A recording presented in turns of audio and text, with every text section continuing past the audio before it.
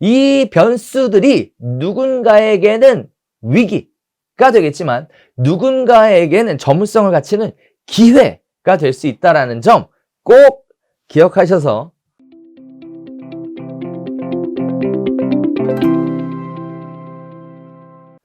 자, 여기가 끝이 아닙니다. 확정된 게 하나 더 있죠. 네, 8월 계약갱신 청구권 관련된 부분입니다.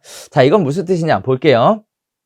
2020년 7월 31일 임대차 보호법이 개정됐습니다. 거기에 따라서 계약갱신 청구권 사용이 이제 만료가 된다라는 뜻이에요. 이미 계약갱신 청구를 했다라는 거죠. 그 얘기는 무슨 뜻이냐?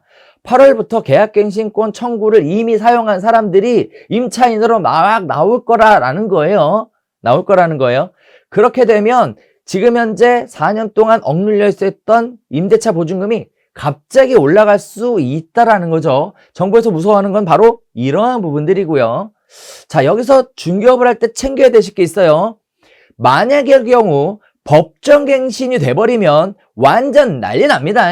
그래서 법정갱신이 되지 않게끔 여러분이 챙기셔야 돼요.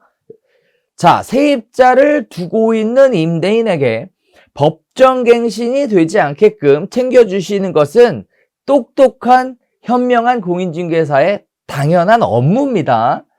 자, 그러면 또 이런 얘기 하시는 분도 있어요. 왜 임차인 편 안 들고 임대인 편 드냐? 이렇게 얘기하실 수 있는데 임차인은 나라에서 편 들어주고 있지 않습니까? 그래서 나라에서 이미 충분히 편 들어주고 있으니까 공인중개사 입장에서는 그 반대편 임대인 편을 좀 들어주셔도 될 것 같습니다. 자, 분명히 말씀드렸어요. 법정갱신이 되는 부분에 대해 유의할 것입니다. 자, 문제는 이거예요. 계약갱신 청구권, 요구권 또는 거절권에 대한 기간이 바뀌었습니다. 즉, 계약갱신하지 않을 거예요 라고 통보를 해줄 건데 법정갱신이 안 되도록 하기 위해서 또는 계약갱신을 신규 계약을 할 거예요 라는 부분도 통보해 주셔야 되는데 자, 볼게요. 2020년 12월 9일 이전에 갱신된 임대차 계약의 경우에는 6개월 전부터 1개월 전까지만 통보하면 됩니다.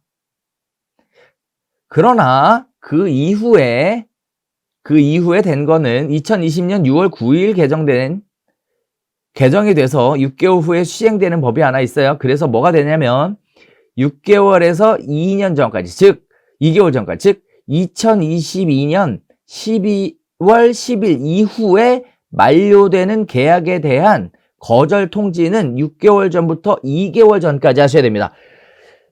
중요해요. 오래 적용되는 거지만 중요합니다. 그래서 그 전에 한 거는 1개월 전까지, 그 이후에는 2개월 전까지. 그러니까 갱신 거절의 통지는 일찍 하셔야 된다라는 거예요. 기간을 넘기면 안 된다는 겁니다. 갱신 거절의 통지가 6개월 전부터인데 잘 봐요. 8월 달부터 계약갱신 청구권에 의해 만료가 되는 임차인들이 쏟아져 나오게 되면 이 사람들을 법정갱신 시키지 않아야 하므로 8월 마이너스 6개월인 2월 달부터 여러분들은 뭘 생각하셔야 되냐면 법정갱신이 되지 않게끔 임대인에게 사전에 연락하시고 그 임대 전세 매물을 가지고 오셔서 중개하실 수 있는 방법을 생각하셔야 한다는 거예요. 또 하나, 매도를 생각하시고 계시는 분들이 거주 기간을 채우지 못하는 경우에는 뭐가 필요하다? 상생 임대인 제도를 이용해서 비과세 특례를 2년 거주에서 1년 거주만 하실 수 있게끔 조건을 바꿔놓고 그리고 나서 매도를 이야기를 하셔야 이 부분이 풀려나갈 수 있다는 얘기예요. 물론 가격 상승이 굉장히 크기 때문에 고가주택의 경우에는 비과세 혜택을 받는다 하더라도 세금이 완전히 없어지는 건 아니겠지만 그럼에도 불구하고 납부하는 입장에서는 굉장히 비싼 양도소득세를 납부해야 한다고 생각을 하시겠지만 그럼에도 불구하고 꼭 팔아야 되거나 또는 증여하시는 분들이 계실 수 있으니 관련된 부분에 대한 정확한 안내는 여러분이 챙겨서 해 주셔야 되겠습니다. 자, 여기까지가 8월 계약갱신 청구권 관련된 얘기예요. 자, 부동산 시장이 앞으로 어떻게 될 것이냐 관련된 부분들은 사실은 요거 보면 이럴 수 있을 거다, 저럴 수 있을 거다 막 이렇게 얘기를 하지만 부동산 중개업을 하시는 여러분들 입장에서는 A 케이스에서도 뭘 해야 되는지, B 케이스에서는 뭘 해야 되는지 이 양쪽을 다 준비하시면 되는 겁니다. 여러분이 그걸 덩달아서 걱정하실 필요가 없는 부분이에요. 매도하거나 임대하시는 분들을 위해선 뭘 도와줄 건지, 매수하거나 임차를 원하시는 분들에게는 무엇을 도와줄 것인지를 생각하셔야 될 부분들이지, 집을 임대도 안 하시는 분들이 임대인 걱정하시면 안 되잖아요. 네. 자, 그렇게 하셔야 될 부분들이에요. 자, 이런 부분들은 컨셉 정확하게 잡고 가셔야 됩니다. 중개하시는 포지션에서 지금 즉시 당장 하셔야 될 것들을 찾아가셔야 되겠습니다. 자, 2022년에는 월세 세액공제가 한시적으로 확대가 됩니다. 자, 이거는 신규 임대차 계약이 전세에서 반전세 또는 월세로 증가하는 부분들이 있기 때문에 월세를 납부한 부분에 대해서는 세액공제를 해주겠다라는 얘기예요. 자, 이거는 일반 분들에게 해당되는 내용이겠죠? 자, 이걸 정리해보면 지금과 같은 내용으로 정리해 보실 수 있습니다. 자, 볼게요. 1월 달에 제가 설명드렸던 내용, 2월 달에 설명드렸던 내용, 3월 달에 20대 대통령 선거 있죠? 4월 달에 설명드렸던 내용, 6월 달에 설명드렸던 내용, 7월 달에 설명드렸던 내용, 상반기에 설명드렸던 내용, 2022년도에 적용되는 내용과 관련된 부분들을 다 설명을 드렸어요. 자, 그러면 여기에 따라서 어떻게 시장이 움직일 것이냐라는 건데요. 이것도 여기에 다 정리해 놨습니다. 매수자가 줄어들고 전세 대출에 대한 규제로 인해서 시장이 위축이 되면서 소형 위주의 시장이 늘어날 것이다. 내 집 마련하는 사람들에겐 기회가 있을 것이다. 양도소득 비과세가 축소가 될 것이다. 소규모 재건축은 활성화될 것이다. 거기에 따라서 오래된 연립이나 빌라가 각광을 받을 것이다. 임대사업자의 의무가 강화될 것이다. 중개사의 업무가 증가하게 될 것이다. 임대사업자가 해야 되는 일들이 늘어나니까요. 거기에 따라서 매도자에게는 임대사업자 렌트홈을 통한 임대사업자 DB 정보를 구축을 해서 DM을 통한 업무 지원을 진행을 하셔야 되고요. 매수인에게는 서울 신토기획에서 진행되고 있는 신규 재개발 예정지 또는 소규모 재건축으로 진행되는 지역들, 이런 지역들의 소형 연립, 빌라, 다세대 중심의 매매에 관련된 부분이 이슈가 끌 수 있다라는 부분들, 이게 2022년도에 계속 갈 거라고 말씀드렸죠. 자, 2월 달에는 계약갱신 청구권이 연장이 되죠. 아까 8월 달 관련돼서 얘기 드렸죠. 자, 그래서 상생임대인 제도 관련된 부분들 때문에 계약갱신 청구권을 한 번 더 쓰게 하기 위해서 혜택을 준 거예요. 이런 부분들을 활용을 해볼 수 있겠죠. 또 법정갱신이 되지 않게 하려면 2월 달부터 여러분들은 법정갱신 되지 않게끔 연락하셔야 된다라는 거예요. 이렇게 연락을 해야 이 사람 뭐 좀 아는 사람이네 하고 여러분들이 물건 확보도 되고 임대인 확보도 된다라는 겁니다. 이런 것들을 DM에다 활용하라는 거예요. 수업 시간에 그렇게 알려드린 겁니다. 자, 계약 임대료 상승 억제를 위한 재임대에 대한 부분들이 상생 임대인 제도죠. 자, 거기에 따라서 매도자는 조정 대상 지역에 거주 기간이 부족한 경우 법정갱신 또는 거절을 하게끔 만들어주는 경우, 이런 부분에 있어서 적극적으로 활용해 볼 수 있다라는 거예요. 자, 다음에 후보별 부동산 정책이 있겠죠. 선거 관련돼서는 이거는 1월달 정기세미나에서 나오게 됩니다. 자, 다음에 4월달에는 명동 등 중심 상권 살리기에 관련돼서 진행이 되죠. 자, 임대차 보호법 미적용 또 중심 상권에 대한 활성화 관련된 부분들이 진행이 되니까 상가 중개하시는 부분들은 이런 부분들이 여러분들에게 어떤 기회를 가져다 줄 수 있을지 미리미리 준비하셔야 된다는 거고요.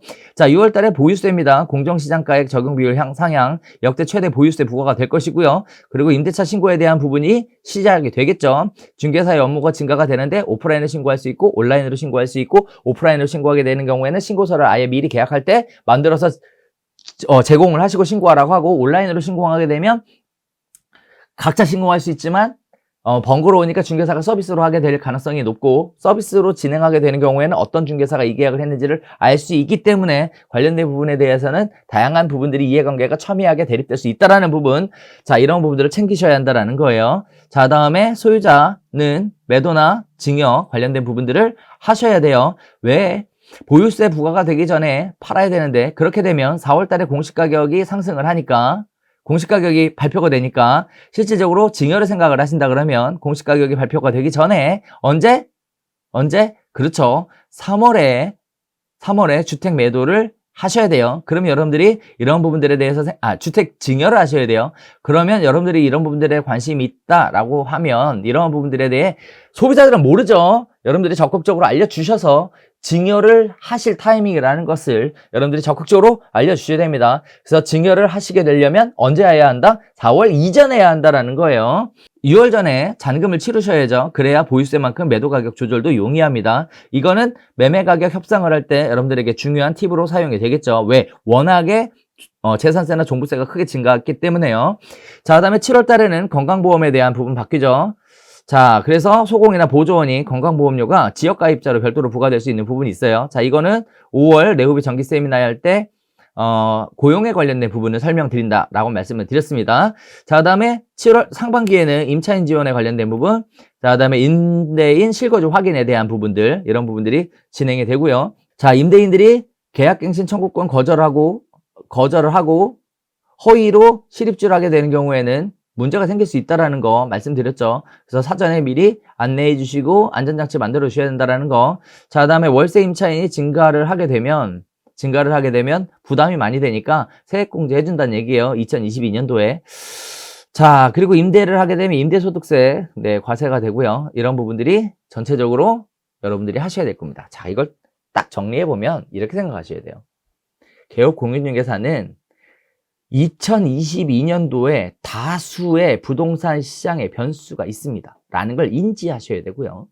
두 번째, 선제적으로 대응하셔야 됩니다. 선제적으로 대응하셔야 돼요. 잘 내용들을 확인하셔서 제가 지금 공인중개사에게 적용되는 내용들에 대한 것만 추린 거예요. 이미 확정된 내용입니다. 시행 시기가 언제인지 확정되지 않은 것들 몇 가지를 제외하고는 거의 다 시행 시기까지 확정됐어요. 따라서 다수의 부동산 시장 변수는 개업 공인중개사에게는 기회입니다. 기회예요. 이 시장이 전문가인 개업 공인중개사와 비전문가인 개업 공인중개사를 구분하는 중요한 시점이 됩니다. 오래된 중개사나 이제 오픈한 중개사의 간극과 차이를 줄여줄 수 있는 최상의 기회입니다. 이런 기회를 잘 잡아가면 여러분들에게 굉장히 좋은 그런 기회가 만들어질 거예요. 누군가에게 위기는 네오비의 대표님들에게는 기회가 되실 수 있습니다. 그래서 시장에서 폄하받는 그런 복독방 업자 하지 마시고 시장에서 존경받는 전문가인 부동산 중개업 해주시기를 강력하게 추천드리고요. 시장의 인식을 확실하게 바꿔줄 수 있는 그런 여러분들 되셨으면 좋겠습니다. 자, 저는 네오비에서 그런 분들과 함께 갈 거예요. 네, 그런 분들과 함께 가겠습니다. 왜냐하면 저는 여러분 한 분 한 분 굉장히 소중합니다.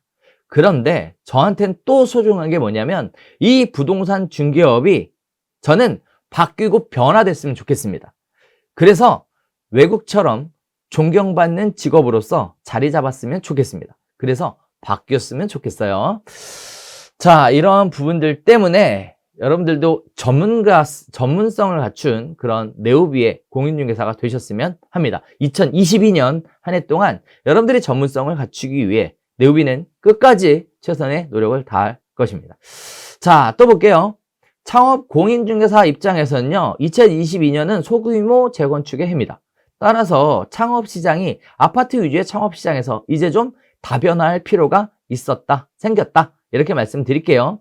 또 소형 위주의 주택의 거래가 활발하게 진행될 것이다 라는 말씀. 자, 문제는 소형 주택이라고 해서 다 좋은 건 아니고요. 바람 부는 지역만 좋은 거예요. 바람 부는 지역. 자, 어떤 지역이 바람 부는지 이런 부분들을 여러분들이 관심 갖고 찾아보셔야 됩니다. 자, 관련된 부분들이 LH에서 계속 내용들이 올라오니까 관심 있는 분들은 체크해 보셔야 되겠죠. 창업 공인중개사인 분들에게 필수인 내용이에요. 자, 물건을 확보하기 위한 전략은 매도나 증여를 생각하시는 분들 전략 아까 설명드렸고요. 임대인에게 접근하는 전략 설명드렸죠. 계약갱신 청구 관련에 대해서 설명드렸습니다. 소유자, 즉 재산세하고 보유세에 관련돼서 보유세에 관련돼서 재산세와 종부세 관련된 부분 설명드렸습니다. 손님 확보를 위한 전략입니다. 매수자, 무주택자나 1주택자에 대한 부분 설명드렸고요. 자, 다음에 또 비주택의 경우에 대출 규제에 대해서 자유롭다는 거 설명드렸고요. 자, 다음에 주택이나 상가에 대한 임차 고객에 대한 혜택이 있다는 거 설명을 드렸어요. 자, 그 외에도 공인중개사 입장에서는 임대사업자에 대한 업무, 그 다음에 임대차 신고제에 관련된 부분도 2022년에 준비해야 될 내용이다. 저는 이렇게 정리 드리도록 하겠습니다.